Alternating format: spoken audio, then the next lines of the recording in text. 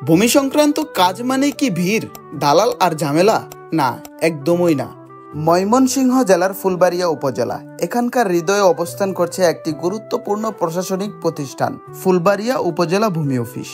সবুজে ঘেরা এই এলাকা যেন প্রকৃতির কূলে গড়ে ওঠা এক নীরব শান্ত আশ্রয়। অফিস চত্বরে প্রবেশ করতেই চোখে পড়ে বৃত্তাকারে সাজানো বসার স্থান, যেটি শুধুমাত্র বিশ্রামের জায়গায় নয়, বরং নাগরিকদের জন্য খোলা একটি পরামর্শ কেন্দ্র।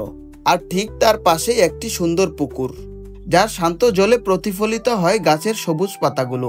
এই ভূমি অফিসে প্রতিদিনই আসেন উপজেলা বিভিন্ন প্রান্তের মানুষ, জমির নামজারি, খতিয়ান, দলিল বা যে কোনো ভূমি সংক্রান্ত সেবা নিতে। এটাই তাদের একমাত্র নির্ভরযোগ্য স্থান। আর সবচেয়ে আশার কথা হলো, এখানে মধ্যস্থতাকারী বা দালাল নয়, বরং নাগরিক নিজেরাই নিজের কাজ করতে পারেন। কোনো ঘুষ নয়, কোনো হয়রানি নয়।